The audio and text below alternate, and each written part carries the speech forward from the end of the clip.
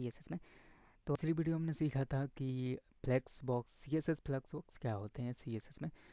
तो आज की वीडियो में हम सीखेंगे कुछ रिस्पॉन्सिव वेबसाइट डिज़ाइन कैसे बनाते हैं, उनके कुछ टेक्स्ट मैं यहाँ पर बताने वाला हूँ, EM REM और व्यू पोर्ट हाइट और व्यू पोर्ट विड्थ के बारे में।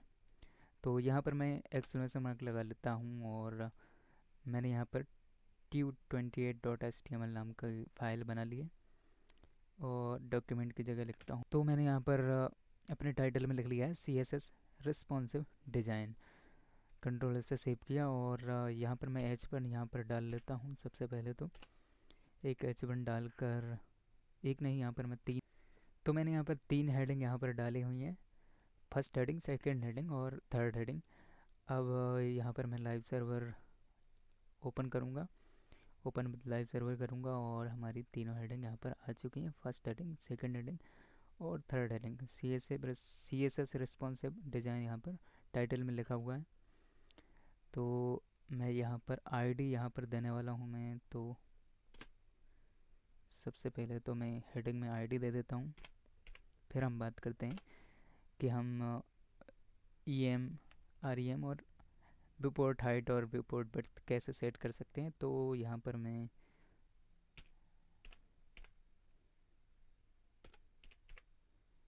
हेड 1,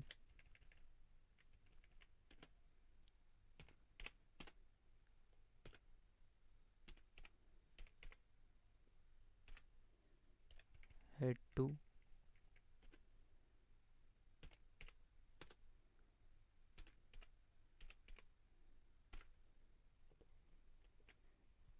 तो मैंने तीनों हेडिंग में आईडी दे दी है, हेड 1, हेड 2 और हेड 3 की। तो इसमें मैं कुछ स्टाइल टैग यहाँ पर डालूँगा और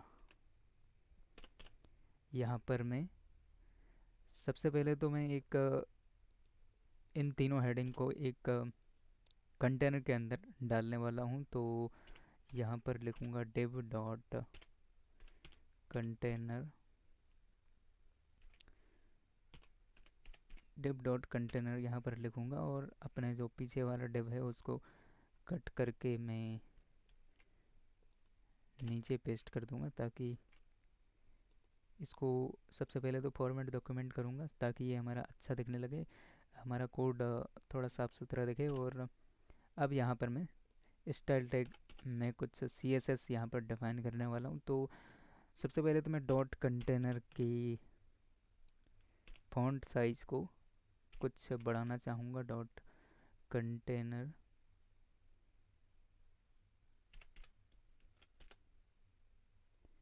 मैंने यहाँ पर लिख दिया और फॉन्ट साइज़ इसका कर देता हूँ कुछ, जैसा कि आप देख सकते हैं मैंने यहाँ पर डॉट कंटेनर अपने स्टाइल टैग में डिफ़ाइन किया है और उसको फॉन्ट साइज़ दिया है 10 पिक्सल का। तो अब मैं अपनी जो फर्स्ट हेडिंग है उसके लिए मैं कुछ फर्स्ट हेडिंग के लिए मैं यहाँ पर लिखूँगा हेड 1 और यहाँ पर इसके लिए मैं CSS डिफ़ाइन करूँगा। तो CSS डिफ़ाइन करने के लिए मैं यहाँ पर M का इस्तेमाल अगर करूँ तो आपको M के बारे में बताता हूँ कि अगर मैंने यहाँ पर फॉन्ट साइज यहाँ पर मैंने 10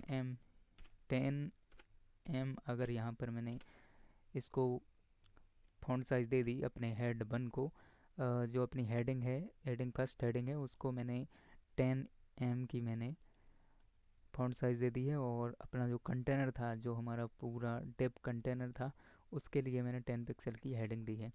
तो अगर इसको मैं ब्राउज़र में देखूँगा तो हमारा जो फर्स्ट हेडिंग है उसकी फॉन्ट साइज़ काफ़ी बड़ी हो गई है और वो बहुत बड़ा दिखाई यहाँ पर दिखाई दे रहा है। तो मैं आपको ये कहना चाहता हूँ कि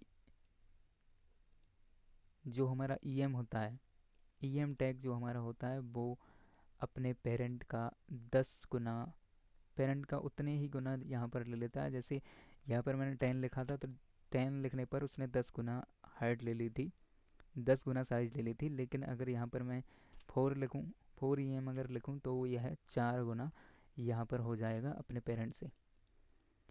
तो ईएम का सिंपल मतलब यह होता है कि हमारा जो कंटेनर है उसका हमने उतने ही गुना ले लेना है जितना हमें डिफाइन किया गया है। जैसे 4 लिखा था मैंने तो 4 गुना हो जाएगा, और 10 लिखा मैंने 10 ईएम लिखा तो यह 10 गुना हो जाएगा। और अगर बात करें रैम की, जैसे कि मैंने बताया आर ई एम भी हमारा एक टैग होता है। तो अगर हम बात करें रैम की तो हेड टू यहाँ पर मैं लिखूँ, हेड टू लिखा मैंने, और एडिंग टू में मैं जो रैम की जो फॉन्ट साइज होती है उसको हम HTML टैग के ऊपर देते हैं। जैसे अगर मैं इसकी 4 रैम करूँ, फॉन्ट साइज 4 रैम कर दिया है मैंने, लेकिन रैम हमारी HTML टैग पर निर्धारित होती है। जैसे अगर मैंने यहाँ पर HTML टैग को मैंने पूरे अपने HTML फाइल को मैंने फॉन्ट साइज दे रखी है, पूरे HTML फाइल को अगर मैंने फॉन्ट साइज दे रखी है, एक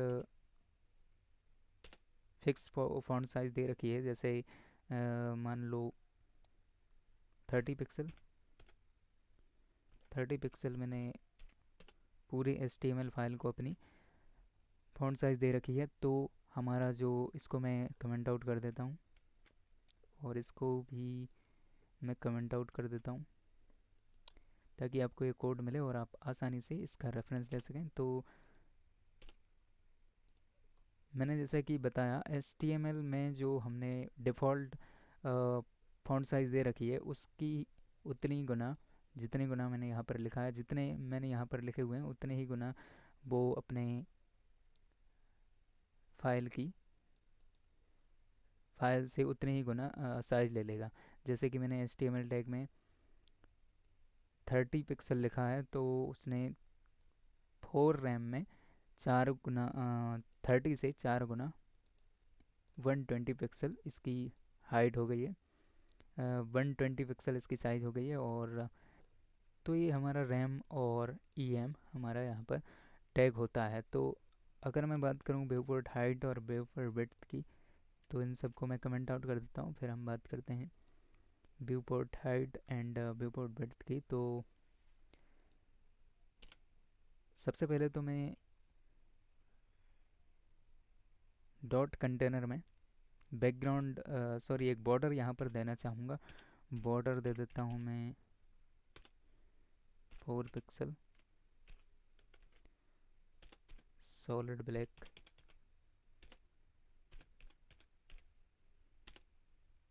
का मैंने बॉर्डर दे दिया है। अब देखेंगे तो हमारा जो कंटेनर था उसके लिए बॉर्डर हमने दे दी है, अच्छा लग रहा है। तो इसके लिए हम विड्थ और हाइट सेट करेंगे। विड्थ दे दूंगा मैं कुछ 300 पिक्सल, 300 पिक्सल हमें कम पड़ेगी, तो हमारे टेक्स्ट के लिए कम पड़ेगी, तो हम इसकी विड्थ कर देते हैं 500 पिक्सल और हाइट कर देते हैं कुछ 300 पिक्सल। कंट्रोल से सेव। तो अब देखेंगे हमारा जो कंटेनर है उसके लिए विड्थ और हाइट हमने दे दी है। अगर मैं आपसे ये कहूँ कि आपको ये पूरे जो हमारा जो पेज है इसके लिए हमें पूरे के लिए एक हाइट देनी है जिससे पूरा पेज में हमारा कंटेनर यहाँ पर दिखाई दे। तो अगर मैं इसकी हाइट अगर बढ़ाऊँ, तो हाइट बढ़ाऊँगा मैं, इसकी हाइट बढ़ती जाएगी और हम इसको सिर्फ बढ़ाते ही जाएंगे और हमारे पास कोई सॉल्यूशन नहीं है अगर हम इस पेज की पूरी हाइट को रखना चाहते हैं। तो अलग अलग ब्राउज़र में अलग अलग मोबाइल और टैबलेट और कंप्यूटर में अलग अलग साइज़ की जो हाइट होती है ब्राउज़र्स की, तो उनके हिसाब से अपन को एडजस्ट करना पड़ता है। इसलिए हमारे लिए सॉल्यूशन है इसका, इसको मैं कमेंट आउट कर देता हूँ। इसके लिए हमारा सॉल्यूशन है व्यू पोर्ट हाइट का। तो अगर हम 100 BH अगर यहाँ पर हम लिखें, तो जो हम बहुत मुश्किल से कर सकते थे वो हम बिल्कुल आसानी से कर सकते हैं कि हमारे ब्राउज़र का जितनी भी हाइट है उतनी हाइट हमने इस कंटेनर को बिल्कुल आसान तरीके से दे दी है।